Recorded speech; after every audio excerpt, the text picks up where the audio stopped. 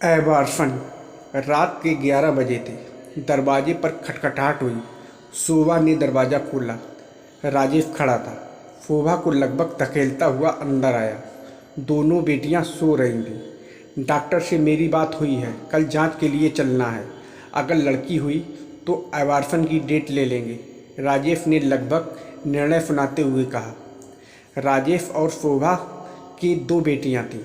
जब तीसरी बार शोभा गर्भवती हुई तो शोभा की सास ने स्पष्ट कह दिया था, देख बेटा राजेश, मुझे इस बार पोता ही चाहिए, वरना मुझसे बुरा कोई नहीं होगा।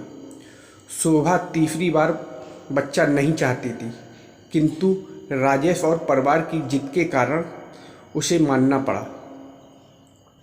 किंतु वह एबार्सन किसी भी हालत में नहीं चाहती थी, अतः उसने राजेश का प्रतिवाद किया, चाहे लड़का हो या लड़की, मैं एबार्सन नहीं कराऊंगी। पागल हो, 3 लड़कियों की पढ़ाई और शादी का खर्च कैसे पूरा होगा?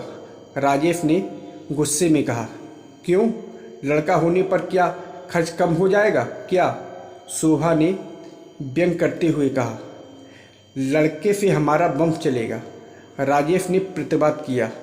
लड़कियों का क्या, दूसरे का वंश चलाएंगी, साथ में दहेज और देना पड़ेगा।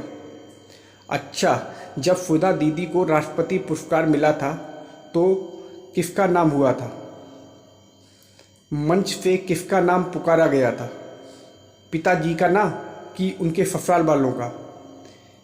पेपर में फुदा दीदी का पिताजी की फोटो देखकर आप कितने खुश थे।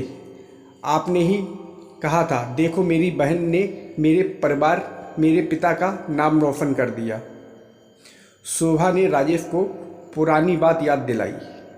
शोभा, मैं तो अपनी दोनों बेटियों से ही खुश थी, किंतु आपकी जिद के कारण ये बच्चा आया है।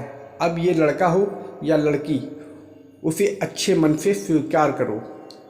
शोभा ने राजेश को प्यार से समझाते हुए कहा।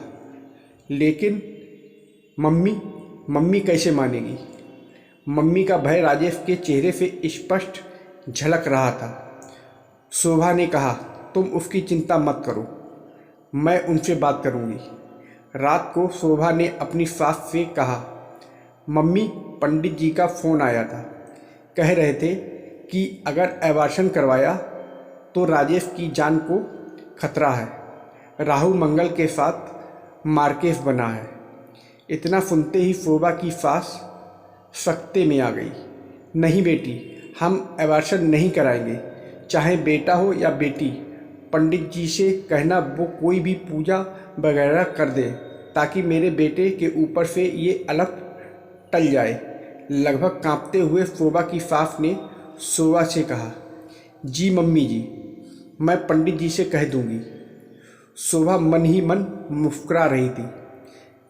कल ये डॉक्टर के पास जाने की कह रहे थे। शोभा ने डरते हुए पूछा, नहीं, कोई ज़रूरत नहीं है डॉक्टर के पास जाने की। लड़का हो या लड़की, हमें दोनों मंजूर हैं। सास ने अपना निर्णय सुना दिया। शोभा सोच रही थी कि हर माँ को उसकी संतान कितनी प्रिय होती है। ये उसकी सास ने साबित कर दिया।